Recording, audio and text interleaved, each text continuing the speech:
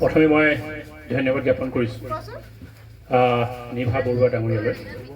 তেখেতে এটা সুন্দৰ পৰিৱেশ দিছে জ্ঞাতিসকল একলগ হোৱাৰ, আৰু দ্বিতীয়তে সন্মুখত থকা বিভিন্ন প্ৰান্তৰ পৰা যি আহি আপোনালোক উপস্থিত হৈছে আমোলাপকু টাইপাতৰ পৰা আমি ধন্যবাদ জ্ঞাপন কৰিছোঁ।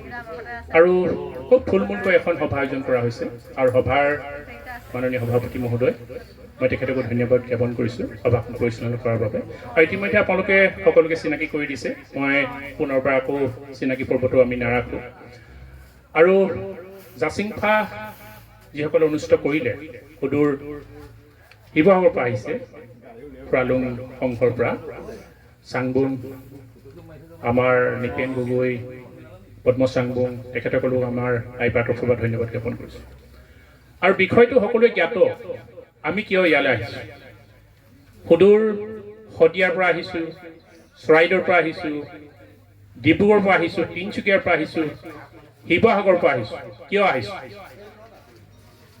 এই গহপুৰৰ ককিলাগুৰি গাঁৱলৈ আমি কিয় আহিছোঁ, এটা ডাঙৰ প্ৰশ্ন। আৰু এই প্ৰশ্নৰ উত্তৰটো আমি লৈ আহিছোঁ। যেতিয়াই ইতিহাস প্ৰকৃত গৌৰৱান্বিত স্বাভিমানী শক্তিশালী জাতিসত্তা আহোমসকল যেতিয়া কোনোবাই অপমানিত কৰিব, কোনোবাই লাঞ্ছিত কৰিব, কোনোবাই বঞ্চিত কৰিব, সেই সকলৰ লগত সদায় একেলগে আহি উপস্থিত হয়হি তাই আহোম যুৱ পৰিষদ তথা আহোম সভা, ফুৰালুং সংঘৰ পৰা আৰম্ভ কৰি আহোমৰ সকলো দলং। আমি এইকাৰণে আহিছোঁ যে ককিলাগুৰিবাসী ৰাইজ অকলশৰীয়া নহয়, 50 লাখ জনগোষ্ঠীৰ দল সংগঠনৰ লগতে সকলো আহোম লোক আপোনাৰ লগত আছে। ভয় কৰিবলৈ একো নাই, ভয় কৰিবলগীয়া একো নাই। এইকাৰণে একো নাই যে এই জাতিটোৱে, এই জনগোষ্ঠীটোৱে এই অসমখন ৰক্ষা কৰিছে। এয়া গৌৰৱৰ কথা। আৰু বাৰে বাৰে আমি একেষাৰ কথাই বিশ্বৰ দৰবাৰত কৈ থাকোঁ। ভাৰতবৰ্ষৰ বিভিন্ন প্ৰান্তত কওঁ, অসমৰ বিভিন্ন প্ৰান্তত কওঁ যে এই জনগোষ্ঠীটোৰ নেতৃত্বতেই আহোমসকলে 17 বাৰকৈ মোগলক পৰাস্ত কৰিলে। আৰু পৰাস্ত কৰাৰ পৰিপ্ৰেক্ষিততহে আজি অসমত প্ৰতিটো জাতি জনগোষ্ঠী, প্ৰতিটো খিলঞ্জীয়া ৰাইজে মূৰ তুলি জীয়াই থাকিব পাৰিছে। আহোমে যদি সেই সময়তে নেতৃত্ব যদি নথকা হ'লে, মোগলে যদি এই অসমখন যদি পৰাস্ত কৰা হ'লে, আজি এই অসমখন সেই অসম নহ'ল। এই অসমখন হয়তো কোনোবা মুছলিম কাণ্ট্ৰি বা বাংলাদেশৰ লগত চামিল হ'লহেঁতেন। এই কথাটো আমি বিদৰ্পে ক'ব পাৰোঁ যে আহোমৰ নেতৃত্বত আৰু আহোমে এই অসম ৰক্ষা কৰিলে। 600 বছৰ শাসন কৰা গৌৰৱময় ইতিহাস থকা, বীৰৰ নাম, বীৰাংগনাৰ নাম লিখি শেষ কৰিব নোৱাৰা ইতিহাস থকা এটাই জাতি অসমত, সেয়াই হৈছে আহোম জাতি। আমি বাৰে বাৰে একেটা কথাই কৈ থাকোঁ, এই জনগোষ্ঠীয়ে কেতিয়াও অপমান সহ্য নকৰে। সিদিনা আমি দেখিলোঁ মে দাম মে ফি, আহোমৰ সকলোতকৈ পবিত্ৰ অনুষ্ঠান। প্ৰায় 6,500 বছৰ পুৰণি এই পবিত্ৰ অনুষ্ঠানটো আমি বুকুত বান্ধি লৈ আহি আছোঁ হাজাৰ হাজাৰ বছৰ পাৰ। এই পবিত্ৰ অনুষ্ঠানক যেতিয়া অংশগ্ৰহণ কৰাৰ বাবেই কোনোবাই যদি সংস্কাৰ কৰিবলৈ কয়, কোনোবাই যদি ধৰ্মদণ্ড দিয়ে, কোনোবাই যদি জৰিমনা দিয়ে, তেতিয়াহ'লে এই বীৰৰ জাতিটো কিন্তু শুই নাথাকে। এই কথাটো বিগত সময়ত আমি দেখুৱাই দিয়া হৈছে। আজি ছ'চিয়েল মিডিয়াই হওক, ইলেক্ট্ৰনিক মিডিয়াই হওক, সকলোৱে এটা কথা দেখুৱাই দিছে যে এই অসমত থকা জনগোষ্ঠীটোৱে কিন্তু অপমান সহ্য নকৰে। এই জনগোষ্ঠীয়ে বাৰে বাৰে দেখাই দিছে যে এই জনগোষ্ঠীটোৱে কেতিয়াও লাঞ্ছিত বা বঞ্চিত কেতিয়াও অপমান নকৰে। এই কথাটো কিন্তু বাৰে বাৰে দেখাই দিছে। আমি 22 চনৰ এটি ঘটনালৈ যেতিয়া উভতি চাওঁ, ছকলং যিটো অনুষ্ঠান, আহোমৰ পবিত্ৰ বৈবাহিক যিটো অনুষ্ঠান, এই অনুষ্ঠানকো এই শংকৰ সংঘ, আমিতো আজিকালি শংকৰ ক্লাব বুলি কওঁ, এই শংকৰ ক্লাবে যেতিয়া অপমান কৰিছিলে, তেতিয়া আমি তেওঁলোকক প্ৰতিবাদ কৰিছোঁ। প্ৰতিবাদ কৰাৰ লগে লগে তেওঁলোকে দৌৰি আহিছিল, দৌৰি আহি গোটেই জনগোষ্ঠীটোৰ আগত ক্ষমা কৰিছিল। আৰু আমাৰ সন্মুখত, আমি আমাৰ নেতৃত্বৰ সন্মুখত তেওঁলোকে এটা কথা আমাক অৱগত কৰিছিল, প্ৰতিশ্ৰুতি দিছিল যে ভৱিষ্যতে এই জনগোষ্ঠীটোৰ কোনো ৰীতি নীতি পৰম্পৰাক আমি আঘাত নিদিওঁ এই কথা প্ৰতিশ্ৰুতি দিয়াৰ আজি কেইবছৰ পাৰ হ'ল মাত্ৰ 3 বছৰ 3 বছৰ পাৰ হোৱাৰ পাছতে তেওঁলোকে পুনৰ আকৌ মেডাম মেফিক অপমান কৰিছে আমি সেই সময়তে বাৰে বাৰে কৈ আছিলো অনুষ্ঠানটোৰ সেই সময়তে যেতিয়া এই ঘটনাটো ঘটিছিল যে অতি শীঘ্ৰেই শংকৰ সংঘৰ যিসকলৰ নেতৃত্ব পদাধিকাৰী হওক মুখ্য সম্পাদকে হওক বা তেওঁলোকৰ কেন্দ্ৰীয় নেতৃত্বই অতি শীঘ্ৰেই এই জনগোষ্ঠীটোৰ ওচৰত ক্ষমা খোজক কাৰণ ক্ষোভৰ আচলতে উদ্গীৰণ হ'বলৈ বেছি সময় নাই বাৰে বাৰে কোৱাৰ পাছতো কিন্তু বুজি নাপায় আৰু সেই গতিকে আমাৰ যুৱ বন্ধু কেইজন মানে তেওঁলোকৰ যি সংবিধান বুলি কৈ আছে আচলতে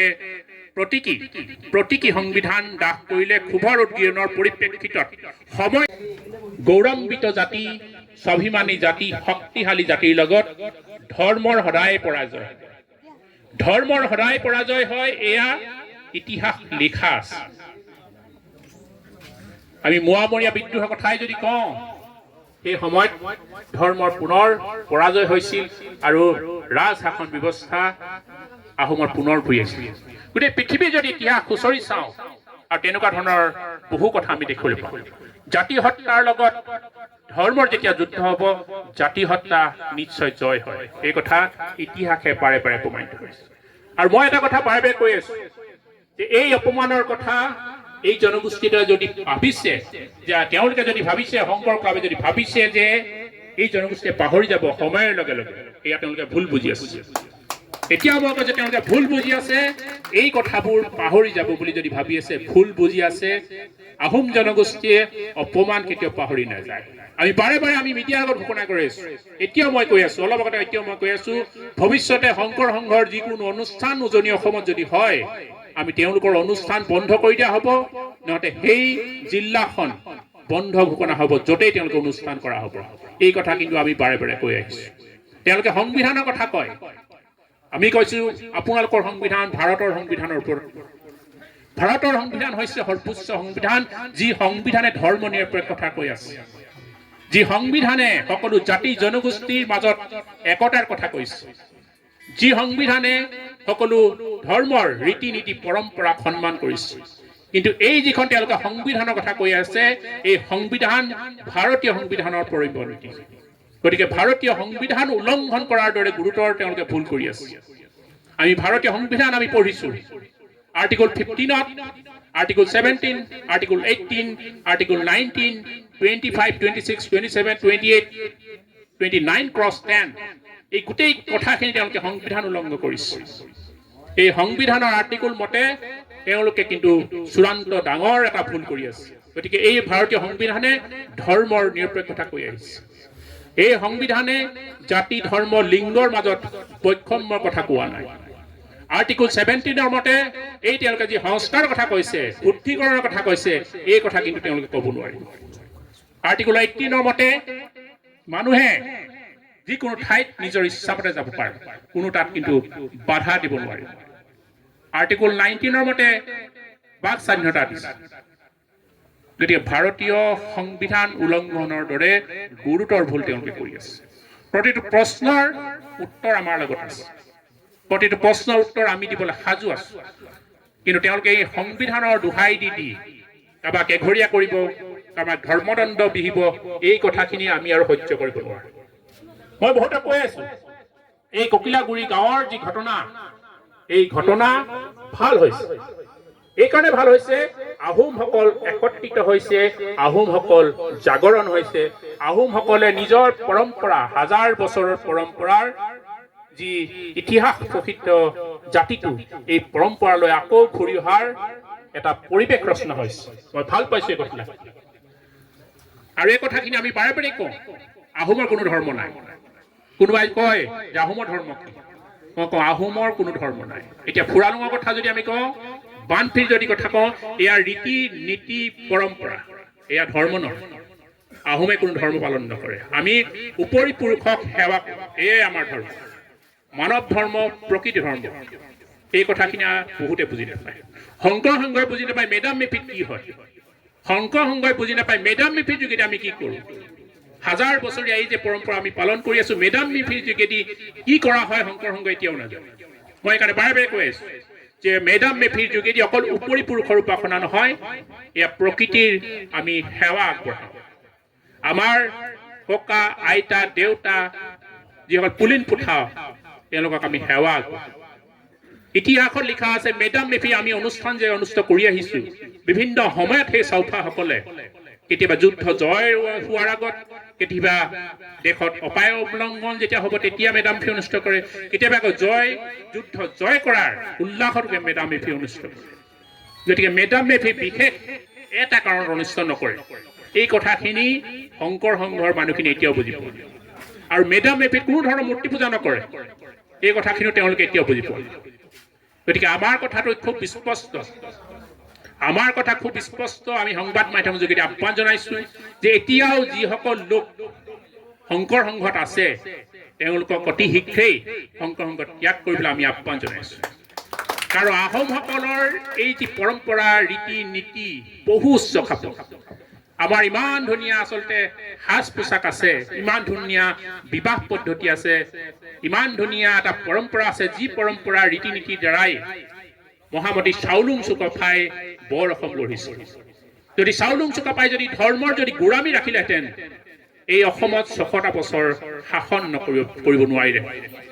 আহোমসকলৰ এটাই ভাল গুণ, আমি সকলোৰে যাব পাৰোঁ, সকলো খাব পাৰোঁ, আমি সকলো ধৰ্মত যাব পাৰোঁ। আজি খ্ৰীষ্টানৰ ঘৰত আমি সোমাব পাৰোঁ, কোনোবা মুছলিম মানুহৰ ঘৰত সোমাব পাৰোঁ, কোনোবা বুদ্ধিষ্টৰ ঘৰত যাব পাৰোঁ, কোনোবা হিন্দুৰ বুদ্ধাজীৰ ঘৰত আমি যাব পাৰোঁ। আমাৰ কোনো বাধা নিষেধ নাই, ইমান আমি উদাৰ। এয়াই হৈছে আৰু এই যে আমি আঁকোৱালি ল'ব পাৰোঁ, প্ৰতিটো জাতি জনগোষ্ঠীক যে আঁকোৱালি ল'ব পাৰোঁ, ইয়াৰ কাৰণেহে এই জনগোষ্ঠীয়ে প্ৰায় 600টা বছৰ বিশ্বত বিৰল, মই অসমৰ কথা নকওঁ, বিশ্বত বিৰল একেৰাহে 600 বছৰ শাসন কৰা এটা জাতি বিশ্বত নাই। যি জাতি এই অসমত জন্ম হ'ল সেয়া হৈছে টাই আহোম জাতি। মই সেইকাৰণে ধন্যবাদ জ্ঞাপন কৰিছোঁ। আজি ইমান সুন্দৰকৈ আপোনালোকে সাজ পোছাক পিন্ধি আহিছে, আমাৰ খুব ভাল লাগিছে, আহিয়ে দেখি ভাল লাগিছে যে গহপুৰৰ কুকিলাগুৰি গাঁৱতো আমাৰ নিজৰ সাজপাৰ পিন্ধা ইমান সকল লোক যে পাইছোঁ, এই আমাৰ কাৰণে খুব এটা ভাল লগা পৰিৱেশ। আৰু ভাল লগা পৰিৱেশ বুলি নহয়, ভাল লগা এটা গোটেই পৰিৱেশ ইয়াতে সৃষ্টি হৈছে, নতুন এটা পৰিৱেশ সৃষ্টি হোৱা যেন লাগিছে এখন সৰু গাঁও। আৰু আমি এটা কথা বাৰে বাৰে তেওঁলোকক কৈ আছোঁ, ইতিহাসত জীৱিকা কৃষি পশুপালন দুটাই জীৱিকা। 1000 বছৰৰ পৰা যদি আপুনি ইতিহাস অধ্যয়ন কৰে তেতিয়া দেখিব কৃষি আৰু পশুপালন দুটাই জীৱিকা, যি জীৱিকাৰ দ্বাৰা মনুষ্য জাতি জীয়াই আছে। এতিয়া তেওঁলোকে কি কৰে, 50টা ব্ৰইলাৰ কুকুৰা যদি আপুনি পুহিছে আপোনাক এঘৰীয়া কৰি দিব, 2টা গাহৰি পুহিলে আপোনাক এঘৰীয়া কৰি দিব, লাখ লাখ কুকুৰা পোহা, মই ইতিমধ্যে ঘোষণাই কৰিছোঁ মানুহটোৰ নাম আকাশ গগৈ, লাখ লাখ কুকুৰা পোহা যোৰহাটৰ এজন ব্যক্তি, তেওঁলোকৰ পৰা শংকৰ সংঘই এসাঁজ ভাত ডনেশ্যন হিচাপে লৈছে। 50টা কুকুৰা মানুহক তেওঁলোকে বহিষ্কাৰ কৰিছে। তেওঁলোকে খবৰতকৈ ভাল, তেওঁলোকতকৈ ভাল মানুহ নাই বুলি কৈ থকা হয়, কিন্তু দুৰ্নীতিগ্ৰস্ত দত্ত উপাধিৰ এজন বন বিষয়াৰ পৰা 2 লাখ টকা লৈ তেওঁলোকে শংকৰ সংঘই পবিত্ৰ নামঘৰ নিৰ্মাণ কৰিছে। তেওঁলোকৰ সম্পাদক কালি পৰহি আছিল সম্পাদক বাবুল বৰা দুৰ্নীতিত লিপ্ত হোৱাৰ বাবে তেওঁলোকে বহিষ্কাৰ কৰিছে। তেওঁলোকে কৈ আছে আমাতকৈ ভাল মানুহ নাই, মুখত কৃষ্ণ বাপ নাম ললেই যেন সকলো পাপ শুদ্ধ হৈ যাব, তেওঁলোকত যেন ভাল মানুহ নাই, এই কথা তেওঁলোকে বাৰে বাৰে প্ৰত্যাপন কৰি আছে বা তেওঁলোকে এই কথাটো মানুহক বুজাবলৈ চেষ্টা কৰিছে। কিন্তু ভিতৰখন খুবেই ফুফুলা, ভিতৰখন খুবেই ফুফুলা হৈ আছে। তেওঁলোকে এই জাত পাত, এই ৰীতি নীতিক অপমান কৰা এই ব্যৱস্থাটোৱে কিন্তু তেওঁলোকে বিশ্ব নাগৰিক হ'বলৈ কিন্তু বহু দূৰত বহু শ বছৰ পিছত তেওঁলোকে থাকি গৈছে। আজি চাইনা যেনেধৰণে উত্তৰণ কৰি গুচি গৈছে, এই অসমত থকা তেওঁলোকে জাত পাত এই যে বিচাৰ কৰিছে, অস্পৃশ্যতা যে আনিছে, শ শ বছৰ পিছত তেওঁলোকে এতিয়াও কিন্তু বাস কৰি আছে। আমি দেখিবলৈ পাইছোঁ বিগত সময়ত তেওঁলোকে এই যিটো নামঘৰৰ কথা কৈ থাকাহে, এই নামঘৰটো কোনে প্ৰতিষ্ঠা কৰিছে? শ্ৰীমন্ত শংকৰদেৱে প্ৰতিষ্ঠা কৰিছে। এই নামঘৰ গাঁৱে গাঁৱে গ'লে যিটো নামঘৰ পোৱা যায়, শ্ৰীমন্ত শংকৰদেৱে নামঘৰ প্ৰতিষ্ঠা কৰিছে। আৰু এই নামঘৰটোক এতিয়া তেওঁলোকে কি কৰিলে, একেখন গাঁৱৰে 2টা ভাগত বিভক্ত কৰি দিছে। এটা শ্ৰীমন্ত শংকৰদেৱৰ নামঘৰ বেলেগ, এটা নামঘৰ বেলেগ। গতিকে গাঁৱত সমাজখন কোনে ভাগ কৰিছে? তেওঁলোকে সমাজখন ভাগ কৰি আছে। আৰু এটা ডাঙৰ কথা, সেইদিনা শুনিলোঁ আমগুৰিত 2খন প্ৰাথমিক শংকৰদেৱ সংঘৰ, একেখন গাঁৱত 2খন প্ৰাথমিক আকৌ 2টা নামঘৰ, শংকৰ সংঘৰে আকৌ 2টা নামঘৰ, আকৌ এটা নামঘৰ বেলেগে আছে। লাষ্টত গৈ কি হ'ব, শেষত গৈ কি হ'ব, 10জন মানুহৰ এটা নামঘৰ তেওঁলোকে বনাবলৈ গৈ আছে। গতিকে এই পৰিৱেশ, এই সৃষ্টি কৰিবলৈ তেওঁলোকে গৈ আছে। মই সেইকাৰণে কৈছোঁ যে হাতাম পুৰুষীয়া যি সম্প্ৰীতি, চাউলুং চুকাফাই গঢ়া যি সম্প্ৰীতি তেওঁলোকে বিনষ্ট কৰিবলৈ গৈ আছে। এই শৰাইঘাটৰ যুদ্ধ, যি যুদ্ধত লাচিতে সেই গাহৰি কুকুৰা খায়ে, লোকলাভ খায়ে বা সাঁজ পানী খায়ে যুদ্ধ কৰি মোগলক পৰাস্ত কৰিছে। এতিয়া তেওঁলোকে গাহৰি পোহা মানুহক বহিষ্কাৰ কৰিছে, কুকুৰা পোহা মানুহক বহিষ্কাৰ কৰিছে। গতিকে তেওঁলোকে সেই শৰাইঘাটৰ যুদ্ধৰ যিসকল বীৰ, সেই বীৰক তেওঁলোকে অপমান কৰা নাই জানো? নিশ্চয় কৰিছে বীৰক। এতিয়া যদি মোগলে আজিৰ দিনত যদি আমি ঘূৰি যাওঁ, এতিয়া যদি আজিৰ দিনত যদি মোগলে যদি আক্ৰমণ কৰাহেঁতেন, আমি বুট মাহ খাই হাত তালি বজাই বহি থাকিলে মোগলে আমাক কচু কটা দিলে। এই কথা তেওঁলোকে অনুভৱ কৰিছে। চাউলুং চুকাফাই যেতিয়া বৰ অসম কৰিছিল, এতিয়া এটা পৰিৱেশ দিলে, এটা সুন্দৰ পৰিৱেশ দিলে, শক্তিশালী এটা জাতি দিলে। সেই জাতিটোতহে শ্ৰীমন্ত শংকৰদেৱে আহি ধৰ্ম প্ৰচাৰ, নৱবৈষ্ণৱ ধৰ্ম প্ৰচাৰ কৰিলে। এতিয়া এনেকুৱা ধৰণৰ কথা যে শ্ৰীমন্ত শংকৰদেৱ তেওঁলোকৰ ব্যক্তিগত সম্পত্তি, এনেধৰণৰ কথা তেওঁলোকে প্ৰচাৰ কৰি ফুৰিছে। শ্ৰীমন্ত শংকৰদেৱৰ ওপৰত যেন আমাৰ অসমীয়া জাতি জনগোষ্ঠীৰ কোনো অধিকাৰ নাই। শ্ৰীমন্ত শংকৰদেৱ সংঘ অকল তেওঁলোকৰে সম্পত্তি। তেওঁলোকে পেটেণ্ট ঘোষণা কৰি দিছে যে ইয়াৰ ওপৰত আমাৰ মাত নাপাতিব, এয়া আমাৰ সম্পত্তি, শংকৰ সংঘৰ মাত। শংকৰ সংঘ সৃষ্টি কেতিয়া হৈছে? 1930 এই বছৰ হৈছে, 95 বছৰ হৈছে। কিন্তু এই 95 বছৰ আগৰ ইতিহাস কি হ'ল? আগৰ ইতিহাস কি পাহৰি যাম নেকি আমি?